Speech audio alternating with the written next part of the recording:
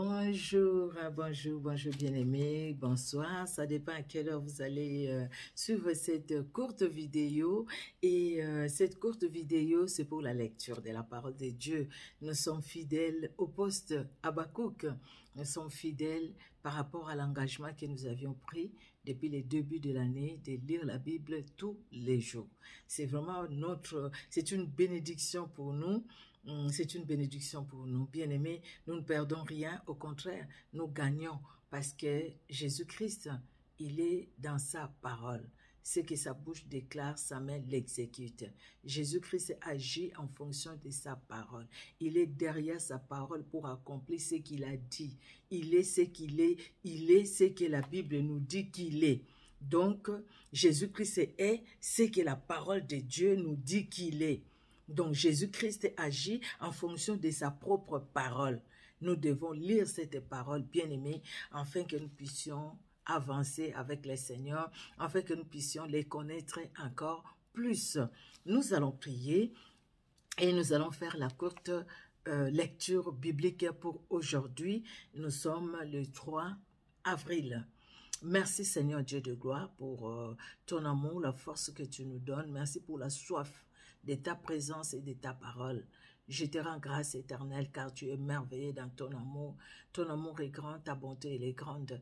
Ta fidélité elle est grande aussi, éternel Dieu souverain et victorieux.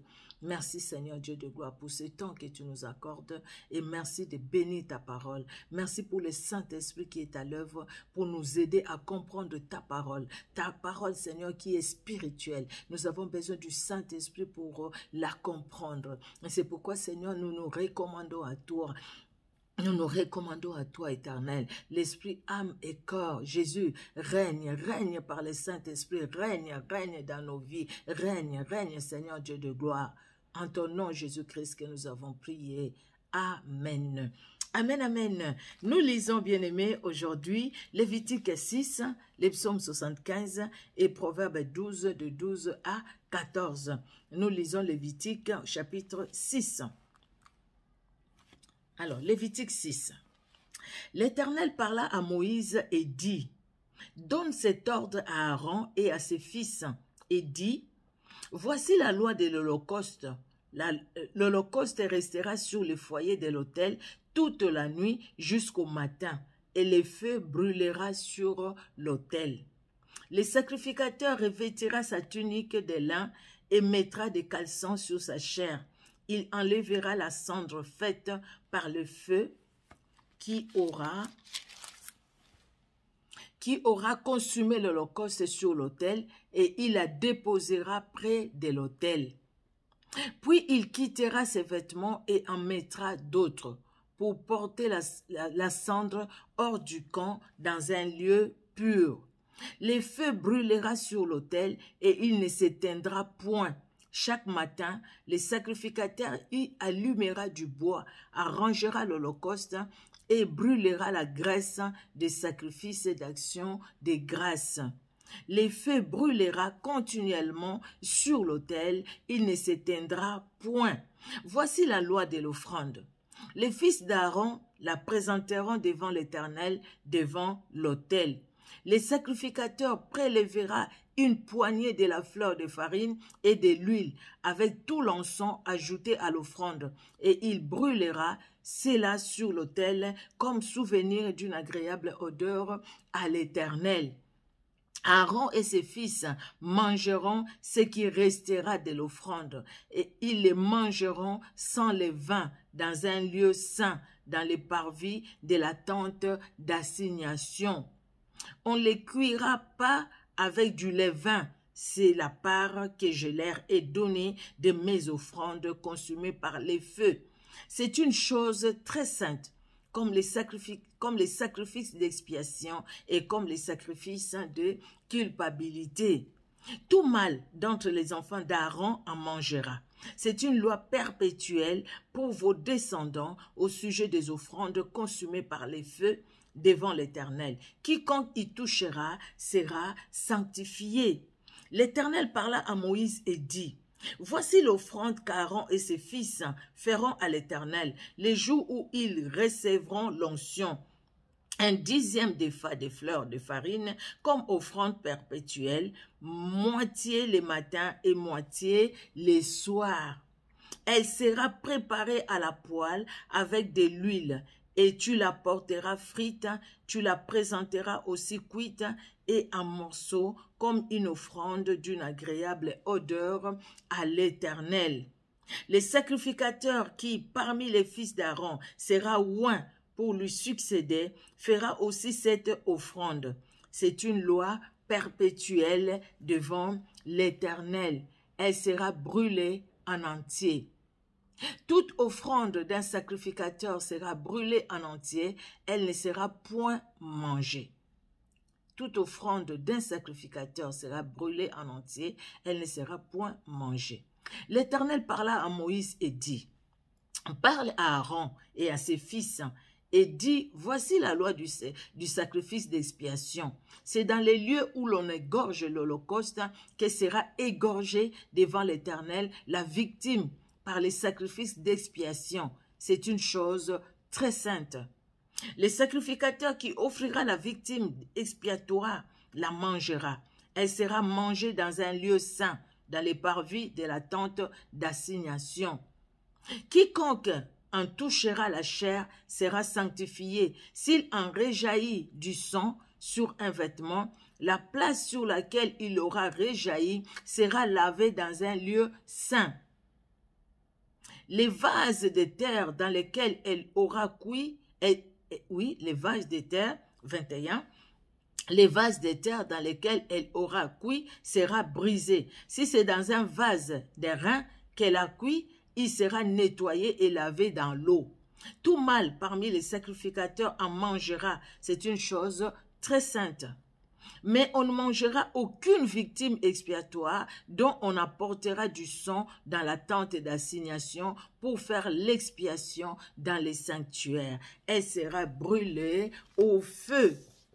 Nous allons dans les psaumes 75.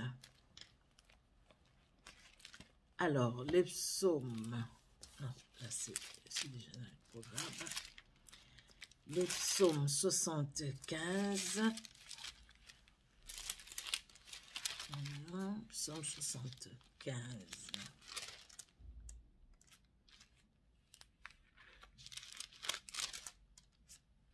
Psaume 75. Nous lisons au nom de Jésus-Christ de Nazareth. Au chef des chantres, ne détruis pas, psaume d'Azaph, cantique. Nous te louons, ô Dieu, nous te louons. Ton nom est dans nos bouches. Nous publions tes merveilles. Autant que j'aurai fixé, je jugerai avec droiture. La terre tremble avec tout ce qui l'habite. Moi, j'affermis ses colonnes. J'ai dit à ceux qui se glorifient, ne vous glorifiez pas, et aux méchants, ne levez pas la tête. Ne levez pas si haut votre tête. Ne parlez pas avec tant d'arrogance. Car ce n'est ni de l'Orient, ni de l'Occident, ni du désert que vient l'élévation. Mais Dieu est celui qui juge. Il abaisse l'un et il élève l'autre. Il y a dans la main de l'Éternel une coupe où fermente un vin plein de mélange et il en verse. Tous les méchants de la terre sucent, boivent jusqu'à la lie. Je publierai ces choses à jamais. Je chanterai à l'honneur du Dieu de Jacob et j'abattrai toutes les forces des méchants. Les forces du juste seront élevées. Alléluia. Car ce n'est ni de l'Orient, ni de l'Occident, ni du désert que vienne l'élévation.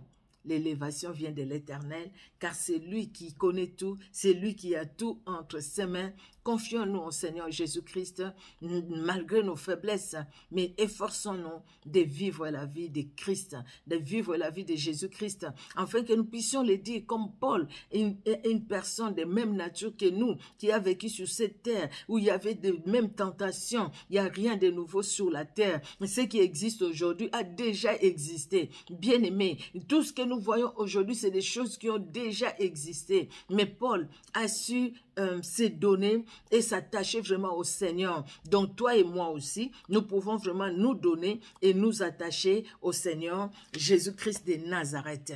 Alléluia, que Dieu soit glorifié dans son amour. Nous allons, bien aimés, pour finir, lire dans les Proverbes. Nous sommes au chapitre 12. Nous allons lire du 12e au 14e verset. Nous lisons au nom de Jésus. Les méchants convoitent ce que prennent les méchants, convoitent ce que prennent les méchants. Mais la racine des justes donne du fruit. Il y a dans les péchés des lèvres un piège pernicieux, mais les justes s'étirent de la détresse. Par les fruits de la bouche, on est rassasié de bien, et chacun reçoit selon l'œuvre de ses mains. Chacun reçoit selon l'œuvre de ses mains. Dans le monde même, nous disons, tout se paye ici-bas. Chacun reçoit selon l'œuvre de ses mains. Tu sèmes la joie, tu récolteras la joie. Tu sèmes la paix, tu récolteras la paix. Chacun récoltera selon l'œuvre de ses mains. Qu'est-ce que tu fais? Que Dieu nous garde et que nous puissions réfléchir par rapport à nos vies. Que Dieu soit loué. Alléluia. Même la Bible le dit, chacun récoltera ce qu'il aura sémé. La Bible le dit aussi. Oui, chacun récolte ce qu'il a sémé. Nous aimons beaucoup à le dire. Nous le disons. Mais qu'est-ce que nous faisons de nos vies? Qu'est-ce que nous faisons de tout ce que nous traversons jour après jour? Nous pensons à ce que nous disons, que nous allons récolter ce que nous sommes en train de s'aimer.